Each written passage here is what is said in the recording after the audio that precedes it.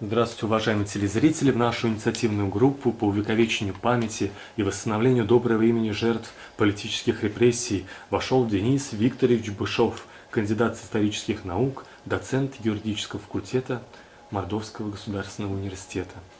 Денис Викторович, вы, кроме преподавательской научной работы, юридической работы, вы еще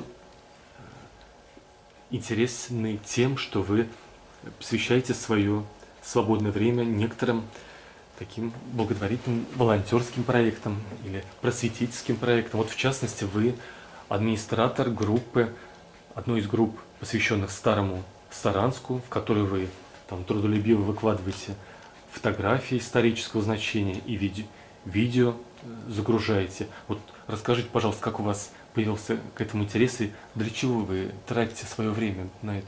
Ну, по сути, наверное, данная группа, она имеет давнюю историю. Где-то, наверное, ей, наверное, где-то порядком 6 лет, наверное, ну, 5-6 лет, в принципе. Все началось довольно-таки с небольшого количества негативов, которые я нашел у себя в архиве дома, которые у меня остались от родителей, которые были в конце 60-х годов. То есть непосредственно всегда было интересно, потому что моим любимым предметом в школе это всегда была история и обществознание. Но поэтому, наверное, я свою жизнь связал и с правом связал, с юриспруденцией и с историей. И довольно-таки, в принципе, мне всегда было интересно, вот как раньше жили, вот именно посмотреть в глаза людей, посмотреть фотографии глаза, как смотрели на жизнь, как рассуждали. И действительно, конечно, когда у меня было всего 5, 6, 7 фотографий, ну, наверное, в таком количестве, я решил создать группу, просто выложил для общего вообще, для публичного просмотра, да, потому что часто мне приходилось, когда вот я ездил в другие страны, да, я, допустим, подходил к какой-либо крепости, к замку, я стоял около какого-то камня, и мысленно почему-то мне хотелось окунуться на этом же месте 50 лет назад, 100 лет назад, 200, 500. То есть это на самом деле безумно интересно, что было на этом месте и как вообще жили, по сути, люди. И, в принципе, когда создал я эту данную группу, появилось очень много энтузиастов, друзей очень много появилось. То есть получается так, что довольно-таки, наверное, даже больше создатель и администратор. А так вот энтузиастов много других, которые выкладывают фотографии, которые выкладывают видео. В частности, в группе самый активный пользователь это Борис Борисов, который довольно-таки сам строитель, как я слышал, профессии, выкладывает фотографии, и довольно-таки много других товарищей, которые интересуются, посещают архивы. Там есть много фотографии от, допустим, нашего известного историка Бахмустова вот тоже. Но опять же, там просто другие люди выкладывают. Ну, его отца, да, еще, наверное? Да, еще отца, как бы вот, в принципе. Но опять же, конечно, мы авторские права сохраняем. Мы обязательно делаем непосредственно как раз ссылки на этих авторов, как бы, что это именно фотография данного человека, откуда она взята. То есть, как бы вот с этим связано. То есть интересно вообще исторические, то есть интересен вообще советский строй, интересен вообще дореволюционная Россия. Ну, хотя, конечно, смотришь в глаза этих людей, которые раньше жили, не видно, что в глазах у них очень много оптимизма и радости, да, вот особенно взять дореволюционную Россию. А вот взять вот советский строй, нравилось, ну, за исключением, конечно, вот этих негативных моментов, как репрессии 30-х, 40-х годах, да. Интересно было посмотреть на то, что советский строй, хоть он был не всегда был идеален, как для социализма, да, но в то же время было интересно, что у них четкая была структура, что была четкая какие-то нравственные позиции, извиняюсь. Да, ничего. Реферат, наверное, упали. Вот. Нравственные позиции, была определенная какая-то вот мораль, даже вот многие аксакалы нашего факультета рассказывают, что, допустим, когда приходили к студентам, юристам, историкам, ну ко всем, к медикам, 30-40 минут рассказывали о морали и о нравственности, а потом уже говорили о науке и так далее. То есть, в принципе, с этого строилось занятия, вообще семинары, и либо какая-либо лекция. Вот. Ну, хотя, конечно, были много негативных моментов, да, то, что получается так, что официальная идеология резко отличалась от обыденной жизни, да, в обыденной жизни все было по-другому, но хотя бы людям показывали, как нужно жить, да, показывали какой-то, ну, к чему нужно стремиться, нежели сейчас, наоборот, показывают, допустим, по телевизору то, что скатиться ведь все-таки легче, чем куда-то стремиться, да, чем вверх тянуться. Поэтому, в принципе, много отличалось от официальной идеологии. Жизнь диктовала другое, но в то же время, как бы, знаете, все равно были положительные. И нравилось, знаете, что поставленность определенная, что какая-то была четкость, какая-то была не просто командность, да, а была какая-то четкость в исполнении. То есть не просто вот, как сейчас, кто в лес, кто по дрова, кто в чем хотел, том одет, а как бы все равно какая-то была, ну, какая-то системность, да, вот как нравилась системность. У людей все-таки был какой-то долг все равно, с одной стороны. Хотя были негативные, но какой-то был долг, да, какие-то были моральные принципы. И они как бы вот шли по данным, как раз старались идти по этим, как бы вот, по тем приоритетам, которые ставило, ну, наверное, государство. Единственное, чем можно подвергнуть сомнению ваши слова, это только то, что мы с вами не жили в то время, Ну, и нам остается или доверять, или не доверять тем, кто об этом времени рассказывает, и понимать, этот человек действительно ли помнит, или ему хочется верить в то, что раньше было лучше, или он приукрашает время своей молодости, а вы, когда каждый день приходите домой, и вы заходите вот на ту свою группу и ждете новых фотографий, комментариев, да? ну да, конечно, это интересно, но мне приходится еще тоже выкладывать старые фотографии на различные сайты, да, то есть приходится быть администратором и других групп в качестве новости о Саранске, тоже как бы тоже и с ними сотрудничаю, как бы, но все-таки хочется показать людям, что как люди жили раньше, да, какие были приоритеты, да, что все-таки как-то и люди относились к делу более ответственно, ну, нежели сейчас. И как бы, знаете, вот хочется показать людям. И на самом деле, когда я захожу в группу, очень приятно посмотреть, как было раньше. Хотя, конечно, другие люди критикуют, говорят, ну, что ты живешь старым, живи будущим, живи новым. Но опять же, как правило, без вывода, который мы сделаем из прошлого, мы не можем идти в будущее. Поэтому те, кто вот критикует, что зачем живешь в прошлом, это весьма ошибочно.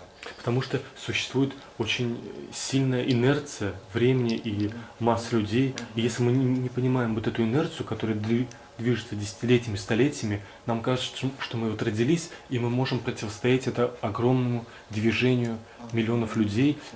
Да, и нам нужно, чтобы понять эту инерцию, силу ее и скорость, мы должны заглянуть на десятилетия, на столетия назад, да? Да, нам посмотреть назад хотя бы. Вот. И в принципе, довольно-таки, знаете, тоже много было ученых, на которых можно ссылаться, много было таких моментов. Ну, естественно, конечно, знаете, конечно, немного грустновато на душе от того, что все-таки Советский Союз прошел, и многие приоритеты мы почему-то сейчас не поддерживаем.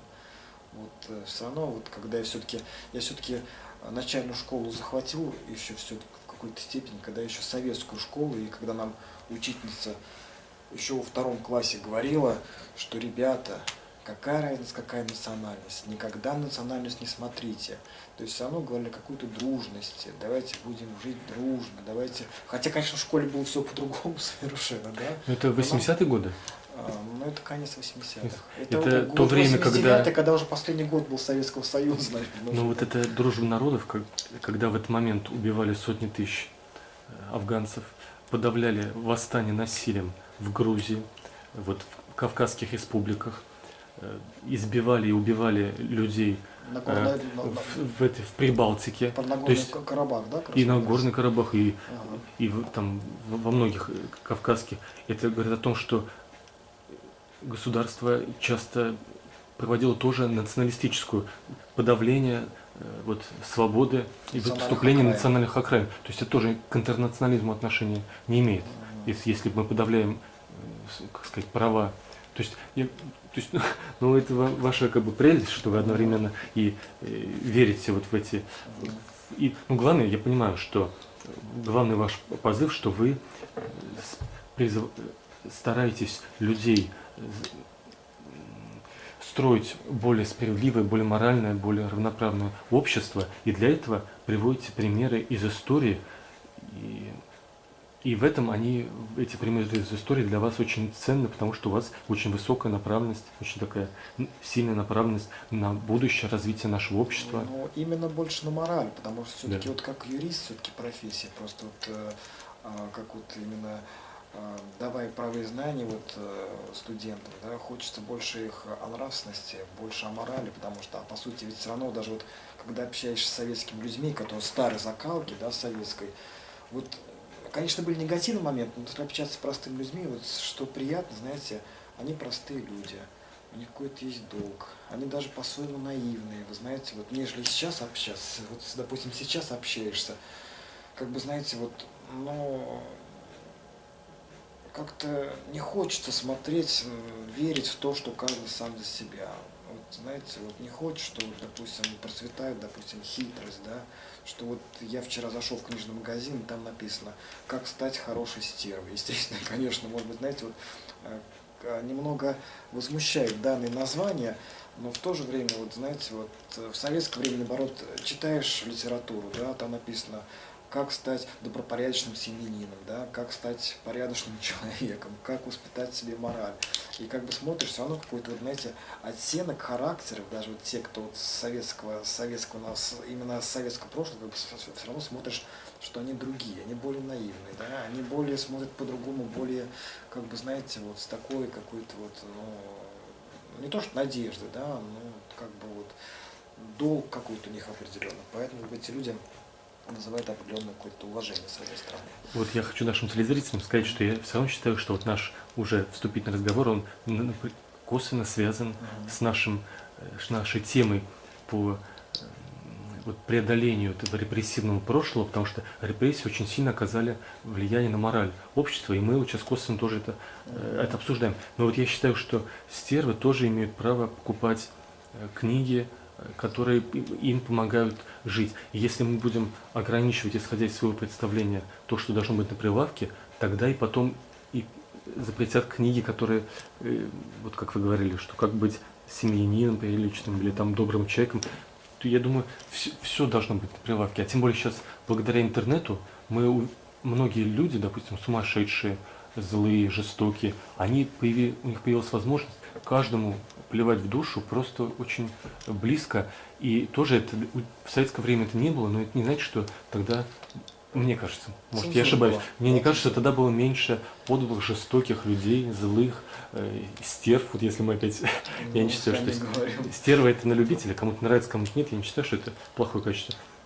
А вот еще вы, когда студентам пытаетесь прививать качества, которые вам кажутся очень важными, в том числе для профессии профессионального юриста, моральной, вы им не рассказываете о тех мероприятиях, в которых вы сами участвуете. Вот я недавно узнал, что вы были волонтером, помогающим организации, которая у нас недавно возникла, благодаря Наталье Романчевой, по поиску без вести пропавших людей. И в одном из мероприятий вы участвовали. Вот расскажите, пожалуйста, в чем заключалась ваша роль? Я даже не в одном. И получается так, что право я веду не только у юристов, но веду еще у меня есть экономисты, есть строители, есть и агрономы, есть и медики. То есть приходится общаться с студентами разных факультетов. Но по сути все, знаете, студенты все разные, и у каждого свои интересы.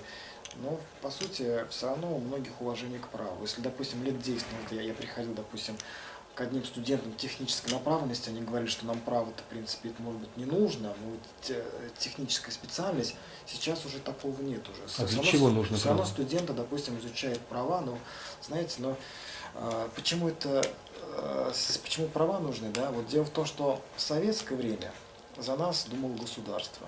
Был как бы советский строй, было советское право, была идеология Карла Маркса, Энгельса, Ленина, да, и как бы люди, они как бы были под определенной защитой, то есть за них все определенно решали, да, то есть решали за них все, то есть вплоть даже до работы, есть предприятия, есть производители, кто будет поставлять детали, то есть была как бы определенная структура, была определенная система. А сейчас, когда Советского Союза не стало, наступили лихие 90-е, наступил криминал, беспредел, когда появилось очень много таких, если говорить об экономике, очень фирм однодневок, МММ и так далее, то есть, которые чарка, которые буквально обманули много вкладчиков, люди стали понимать, что советской морали жить очень сложно. И почему людям сейчас нужно право, это связано с тем, что себя защитить. Почему вот в советское время элементарный договор строительного подряда был на 1 лист, а сейчас он доходит до 500 листов? Почему это? Дело в том, что все было понятно, да, а сейчас получается так, что все описывает, чтобы получить защиту как бы в суде, защитить себя, чтобы полностью прописать, потому что словам не всегда можно верить, а как бы если все прописано, люди получают как бы определенную гарантию. Поэтому студенты как бы сейчас охотно реагируют, потому что на самом деле они понимают, что права нужно защищать свои, да, и не нужно иллюзорно надеяться, что помогут государству, но все это, как бы, знаете, самому нужно все это знать, потому что на самом деле, чтобы не быть обманутым, чтобы защитить самого себя, потому что сейчас, по большому счету, не то, что люди предоставлены каждый сам себе, да, но как бы сейчас нужно все равно уметь ориентироваться, уметь понимать, да, уметь себя защитить. Эти моменты порой даже необходимые, но я думаю, каждому человеку.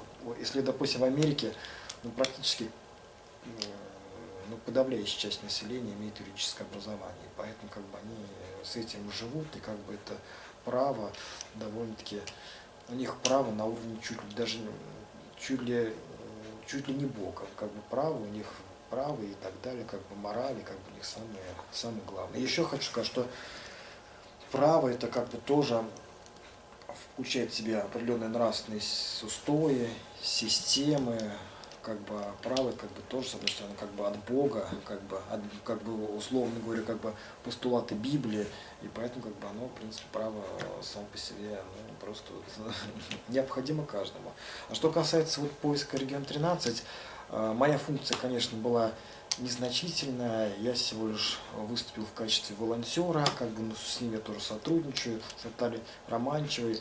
Она очень хороший организатор, как бы она смогла создать такую систему. Сначала как бы они сотрудничали с Лиза Арт, потом они как бы стали как бы регион 13. И в принципе довольно-таки мы занимались поиском пропавших людей, то есть искали искали пропавшую женщину, то есть ездили по селам, раскрыли листовки, спрашивали людей. То есть наша цель была довольно-таки очень такая гуманная сама по себе, и понравилась большая сплоченность, определенный отряд, и причем в отряд поиска регион 13 входили самые разные люди, начиная от преподавателей и заканчивая бизнесменами, медицинскими работниками, то есть практически юристы, то есть там получается так, что входит практически большой как бы срез людей. Да? И Наталья рада, да, приветствовать новых тех, кто волонтеров. Да, она встречает очень причем она радушно. организовывает курсы и сотрудничает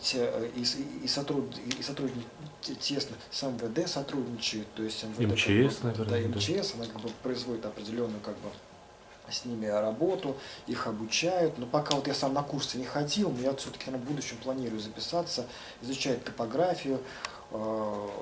Сотрудники, допустим, могут пойти в лесную чащу, и даже получается так, что даже молодцы регион 13 даже хотят сотрудничать уже с нашими местными казаками, которые у нас есть в Мордовии, которые готовы тоже, в принципе, помочь. Поэтому довольно-таки гуманные цели, я считаю, что как бы этим тоже нужно заниматься, потому что сотрудникам правоохранительных органов бывает довольно-таки сложно, да, а как бы волонтеры, как бы они должны участвовать, тем более это как бы вот воспитывают определенный патриотизм. Также, кстати, мы с поиском регион 13 неоднократно ездили в дом ночного пребывания, общались с людьми, у которых нет определенного места жительства, отвозили различные продукты питания, потом одежду отвозили. Вот. Но даже доходило до того, что даже когда один волонтер приехал туда, одна как раз вот девушка, она даже случайно встретила своего родственника, которого не видела более 30 лет. И как бы были такие вот интересные такие показатели. Ну, опять же, знаете, что интересно, вот когда, допустим, даешь этим людям, да, это такие же, в принципе, люди, как бы вот мы вспомним русскую поговорку, что от сумы не зарекайся, да, и, в принципе, довольно-таки очень рады смотреть в их глаза, да, то, что мы как бы приезжаем, организовываем питание, как бы вот даем им пищу, как бы видишь, что они действительно благодарны, что действительно, тем более судьба у всех совершенно разная. Там есть и люди, которые имеют даже высшее образование, даже имеют. И по сути, как бы у каждого своя судьба, и как бы они вот определенный социум, который как бы нужно помогать. И довольно...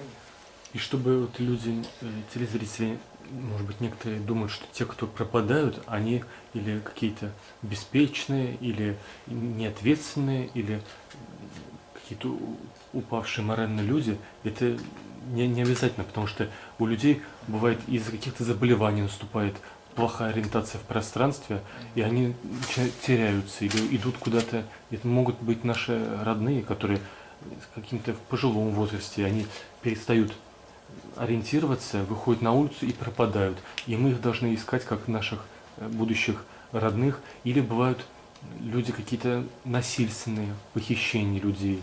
И тоже этих людей тоже нужно искать, не терять надежду. И замечательно, что вот такая девушка, знаете, есть, которая замечательный организатор. Мы с ней давно уже как бы сотрудничают. И знаете, причем, что мне понравилось, как понравилось, что на самом деле вот у нас многие сейчас уезжают в Москву, вот там якобы жизнь другая, там люди другие, знаете. Но в принципе многие говорят, что и в Саранске жизнь не особо интересная. Вот мы там, допустим, провинции многие называют, да, что здесь город. Ну как бы понятно, хоть у нас даже и футбол был проведен, да, но как бы говорят, что у нас якобы вот люди только досуг у них у многих довольно-таки сам по себе ограниченный, допустим, да, вот ограниченный, только вот прийти вечером в пятницу домой, взять вина с работы, как бы, знаете, довольно-таки, но опять же, знаете, когда вот я стал общаться со многими людьми, в том числе с Натальей Романчевой, с другими ребятами, я понял, что в Саранске очень много идейных и интересных людей. То есть я понял, даже ко мне, когда друг приезжает с Москвы, он говорит, ты знаешь, говорит, вот я живу в огромном мегаполисе в Москве, да, ну понятно, да, я утром ухожу на работу, зарплата у меня большая для Москвы, да, но я почему-то приезжаю и вижу, что в Саранске у тебя жизнь намного интереснее, чем у меня в Москве. Хотя я проживаю в Москве, я утром на работу, вечером с работы, и по сути ничего не вижу. То есть мой день тратится на зарабатывание денег. И действительно, когда вот я, допустим, стал общаться последние 2-3 года, очень много интересных людей, которые негативно относятся к алкоголю, негативно относятся к курению, то есть такие идейные люди. То есть, знаете, причем даже те, которые поддерживают старославянские традиции, поддерживают, вот, допустим, те, кто занимается поиском людей, кто занимается, допустим, музыкой. У меня очень много друзей-музыкантов, с которыми я общаюсь.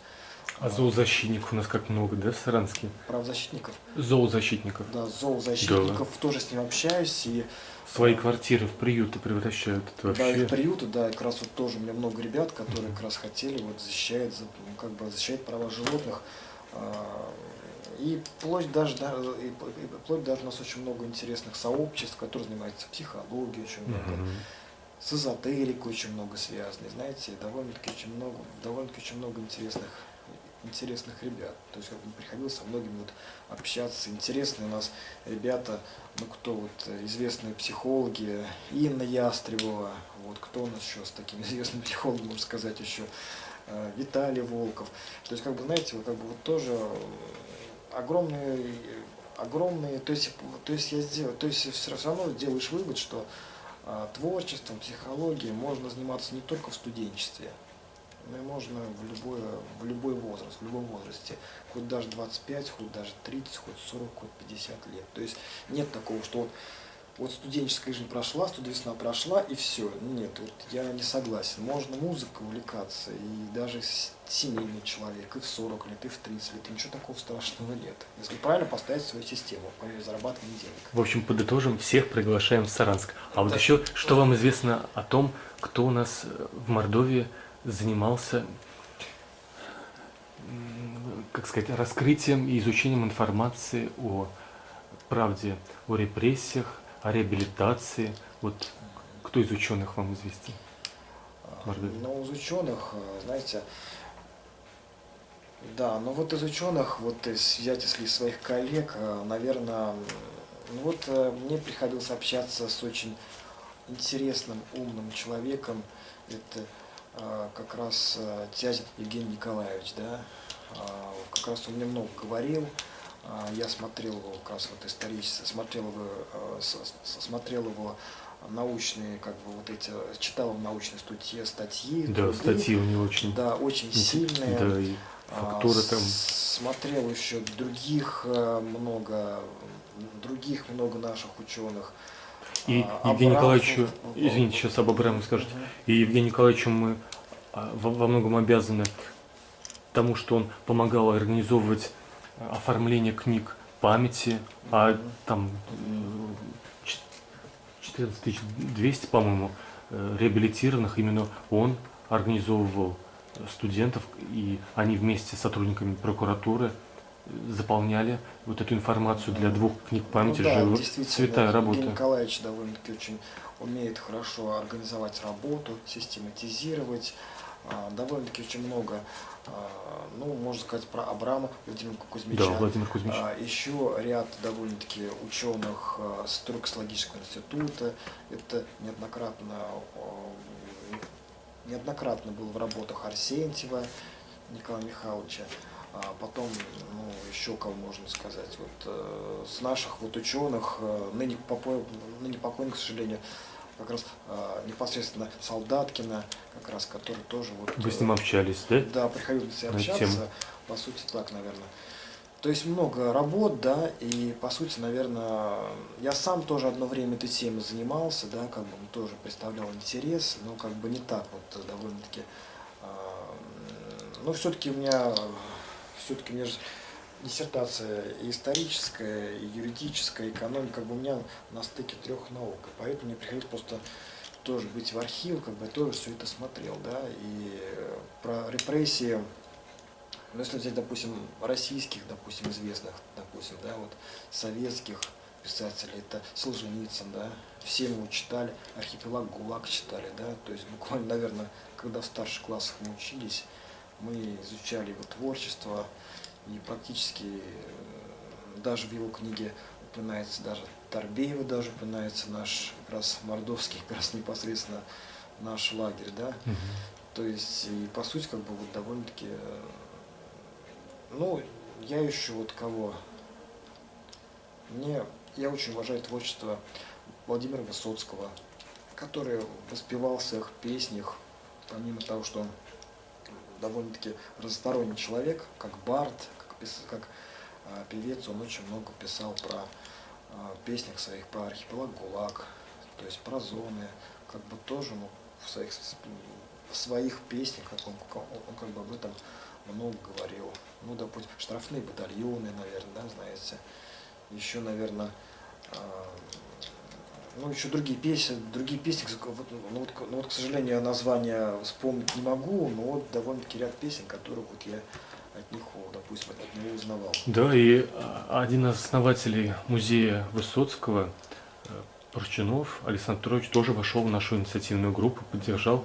А вот у нас ведь не принято... Ну, кстати, с клубом Высоцкого я тоже сотрудничаю, и непосредственно как раз я с ними тоже иногда, как бы, вот тоже мы с ним сотрудничаем часто, и я со многими знаком, в принципе, для меня как бы они вызывают тоже уважение. Все члены клуба Высоцкого, который у нас организован в Саранске, ну, рядом буквально с 4-й городской больницы, да, как бы к ним тоже весьма очень уважительно отношусь ко всем членам. А вот у нас не принято общаться, рассказывать о своих репрессированных родных, и вы, когда и учились, и преподавали, наверное, никто так вам не рассказывал о том, что у кого-то есть ссыльные или расстрелянные невинно, там, не сталкивались с Ну этим? вот знаете, вот говорили мне, но вот если, допустим, про себя говорить, да, в принципе, если взять мои, вот, допустим, мои корни, родственные корни, да,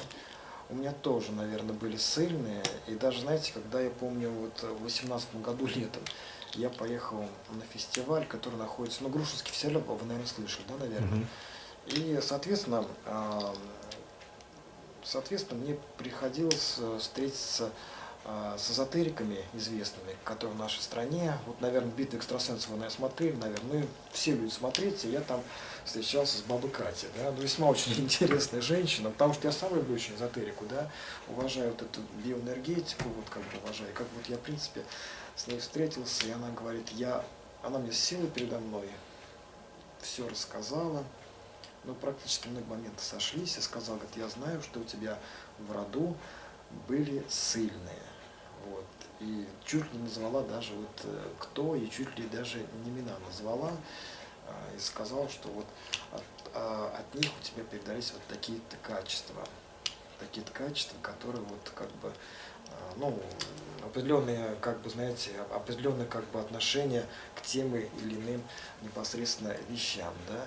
И по сути получается так, что вот взять 30-е годы, 20-е годы, вспоминать, допустим, свои корни, да, вот дальние родственники, ну, в принципе, знаете, вот были крестьяне, которые работали на совесть, которые жили хорошо, практически у них получается так, что у них была определенная мораль, они жили в ладу со своей совестью. И получается так, что как бы у них взяли просто так, ну, просто взяли их, и просто взяли их, арестовали, как говорили раньше, приезжал черный воронок, да, и неизвестно, за кем он еще приезжал. Да, и получилось так, что даже вот по рассказам раньше своих родственников, ну и вообще даже вот по другим родственникам, да, раньше ведь помните, какие были законы? Ну, закон о семи злаках, помните, да, если так не ошибаюсь, да, когда, допустим, 7 злаков, чтобы прокормить свою семью, да, что, да, буквально могли посадить даже на 10 лет буквально, да. И за мелкое экономическое преступление давали как будто бы... Совершил убийство, Да, совершил. убийство, И да. причем даже этим пользуясь, что, соответственно, были доносы на своих соседей, да, вот, допустим, поругались вы со своим соседом, и сразу же он написал на вас, получается так, что написал на вас, на 10 лет могли отправить, а потом вы оправдали себя, тут он вот написал его, наоборот, на 10 лет, да, то есть вот такие вот, знаете, вот такие вот крайние меры, которые... И я как раз считаю, что вот именно этим сталинская власть коррумпировала наше общество, потому что если есть возможность отнять имущество соседа, написав донос, то это настолько человека развращает, что все общество наше развращали вот этим. Напиши донос на своего соседа, и мы тебе дадим часть его имущества. Или если ты сотрудник карательных органов, хочешь имущество какого-то человека, заставь дать на него признательные показания или его самого заставь признаться в чем-то неведомом. Вот крайний случай, самый известный, Вышинский. Он, когда хотел что-то в дачу, что-то переехать, он его называл, там, обвинял там, во вражеской деятельности. И в ту же ночь, когда расстреливали, он писал письмо: прошу меня вселить, то есть, в эту дачу. То есть сталинская власть, она, я считаю, она коррумпировала наше общество. Такое ощущение, что сталинская власть просто играла, как будто, да? Такое ощущение, как будто как будто в то время люди были, как бы, знаете, вот как будто фигурки, которые можно было просто можно было играть как в шашки или как в шахматы, да? Ну, конечно, да, вот этот негативный момент, как вы говорите, написать, сохранился по сей день. Даже возьмите вот наше вот нынешнее время, да? В силу того, что дали людям определенную свободу. Вот, кстати, знаете, вот я обратил внимание, что даже у нас почему-то в России это отчетливо вызывается. Даже вот, даже говоря как юрист, даже, допустим, да, вот люди вместо того, чтобы договориться между собой, они вот не будут садиться за стол переговоров, они лучше пойдут напишут заявление в полицию, напишут заявление в прокуратуру, пойдут судиться, пойдут по всем инстанциям и так далее, и так далее. То есть даже, допустим, элементарно, даже муж с женой ругаются, да, жена может написать заявление. Но неужели, я, конечно, понимаю, да, но неужели нельзя просто сесть за стол переговоров и просто поговорить? Это ведь тоже, по сути, важно, да? Найти диалог, с одной стороны. Именно вот поэтому... А у нас почему-то привыкли сразу, я лучше пойду писать в инстанции во все. Вот это, наверное, как раз тоже как раз вот то, что вот именно вот тоже как бы осталось определенное, как бы вот, И поэтому мы должны очень поддерживать и благодарить те волонтерские проекты, которые именно начинают сплачивать единицы общества, создавать солидарность, поиск без вести пропавших.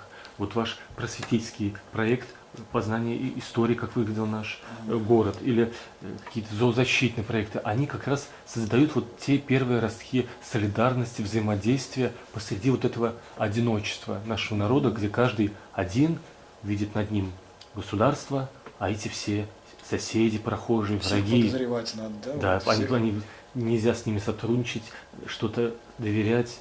Еще вот есть факт интересный, что почему черный воронок назывался, потому что у нас же своих машин никогда в стране не было, у нас или ворованные модели, или нам строили завод, и мы заводы воровали. Воронки – это Ford, модель, которую Ford забрал. А он говорил, что любой цвет красивый, если это цвет черный. И поэтому у нас вот черные Форды ездили, поэтому назывался черные воронки. А вот Николай Андреевич Крущинкин, основатель поискового движения в Мордовии, говорил, что во время экскурсии у Богоявленских родников, где 7 расстрельных ям, около 700 останков тел тех, кто создавали Мордовскую республику и все учреждения культуры, образования, здравоохранения, предприятия Мордовии, руководили районами Мордовии, всеми ветвями власти, правоохранительной, исполнительной, законодательной и муниципальной. Тогда, наверное, муниципальной не было, и они там лежат в 7 расстрельных ямах. И Николай Андреевич Кручинкин говорил, что когда они вели поисковые работы, они заметили удивительно, что в этом месте не поют птицы. А вы еще какой-нибудь факт или мнение слышали об этом месте? Знаете, вот тоже факт был, вот, допустим, взять, ну это как раз вот район юго-западного леса, вы говорите, да? Ну когда вот, ну дело в том, что мы иногда в этих местах, где вот юго-западный лес, в районе Зеленой рощи, в районе, где вы говорите, вот как раз вот родники, вот эти богоявленские родники, да, мы делаем различные мероприятия с ребятами. Как бы мы приглашаем людей. То есть, естественно, конечно, наши все фестивали такого характера, основанные на добре, чтобы люди творческие смогли, допустим, раскрыться. То есть мы сотрудничаем как бы со многими людьми, стараемся, чтобы люди как бы не просто сидели в городе, да, а стараемся как бы организовать интересные места встреч, интересных людей. Вот. В принципе, сотрудничаем даже иногда, ну, сотрудничаем с администрацией, можем сотрудничать. Ну, в принципе, чаще всего как бы делаем мероприятия, чтобы люди приходили, общались и так далее. Просто интересное общение. Просто даже, знаете, даже без алкоголя, просто интересное общение, чтобы люди как бы могли найти, чтобы они приходили, допустим, к нам, чтобы они чувствовали себя, знаете, вот не как чужой, а как будто он пришел как к себе домой. В семье, да. В семью, да. Ну, понимаете, один раз мы когда хотели организовать одно мероприятие на родниках, мы пригласили одних ребят. А эти ребята занимаются биоэнергетикой. Ну, конечно, к эзотерике вы, наверное, немного ровно относитесь, да, все-таки? Я да, вот так. атеист да? и... Ну да, ну да. Вот, в принципе, я к эзотерике отношусь довольно-таки, как бы, знаете, ну, весьма очень серьезно. Не то, что с интересом, я как бы даже, может быть, и даже, ну, как бы серьезно, и как бы, в принципе, я все моменты этих вот принимаю. Вот, мне интересен шаманизм, интересен, кстати, да, хотя все по-разному, потому что я ездил на Байкал, я общался с шаманами, Я помню, даже когда к одному шаману пришел, он даже сказал, говорит, я знаю, что ты приехал издалека, я знаю, что тебе надо, и так далее, и так далее, и так далее. И он пообщался с духами, с определенными, да, и дал мне зерна. Говорит, возьмите зерна и они тебе пригодятся. И вот я почему, и сейчас я позже расскажу, чем эти зерна помогли. Вот запомните. А я сейчас добавлю, что во время, вот, особенно сталинских репрессий, десятки тысяч и буддистов, и священнослужителей, да, и лам были расстреляны просто, то есть целую культуру, целую конфессию уничтожили. На самом деле это очень умные ребята, буддисты. Конечно. Да, вот и когда я общался с ламами, я общался с тибетскими ламами, знаете, это весьма очень сильные, умные люди, и они давали как бы определенную мудрость, да. Нет, естественно, конечно, я ко всем отношусь с уважением, я хожу в православную церковь, да, но когда я общался с буддизмом, с ламой, весьма, знаете, много чудес происходило в моей жизни. Хоть и говорят, что сейчас вот шаманизм, все это неправильно, как бы шаманизм, как бы, знаете, это все пережитки прошлого, но на самом деле, знаете, сейчас ученые даже физики, все больше признают, что обычным взглядом не все явления можно узнать. Как бы, знаете, они принимают такой момент, как бы, знаете, как квантовую физику. Поэтому, в принципе, довольно-таки к эзотерике отношусь я нормально. Но вот я к чему говорю это... И даже с точки зрения культуры. Это очень важно. Так, и что? И вот когда вы пригласили двоих биоэнергетиков, которые владеют энергетикой, занимаются практикой, эзотерикой, они говорят, мы, говорит, к вам не придем. Говорю, почему? Говорят, потому что мы чувствуем, что там было места расстрела, и мы чувствуем у богоявленских родников. И мы чувствуем души их, мы просто к вам не хотим идти, понимаете? Вот они просто вот наотрез не хотели к нам идти, и такое ощущение, как будто в ступор вошли, и они так и не пришли на наше мероприятие, хотя очень сильные люди, очень сильные энергетики, они занимаются духовными практиками, да, и как бы, в принципе, они как бы не смогли, просто не пришли и все. И поэтому, знаете, вот на самом деле мы делали мероприятие, даже когда, допустим, приезжаешь в юго-западный лес, да, с одной стороны, конечно, хорошо, да, но с другой стороны тоже вот вроде лес, но все равно, знаете, чувствуется очень много, знаете, вот чувствуется очень много, ну такое ощущение, что вот молодежь так просто ездит отдыхать, причем молодежь даже ни о чем не думает. То есть горы мусора, ведь это тоже влияет, мне кажется, да, вот в какой-то степени энергетика. И вот, знаете, вот говоря про риск, который мне дал шаман, когда я ездил, мы тоже поехали на это мероприятие, решили организовать мини-фестиваль в юго-западном лесу. Хотя, в принципе, энергетика там чувствуется от репрессированных, допустим. Вы знаете, когда мы приехали на то место, где мы хотели провести мероприятие, мы увидели огромную груду мусора. Огромную груду, знаете, бутылок, чего там только не было.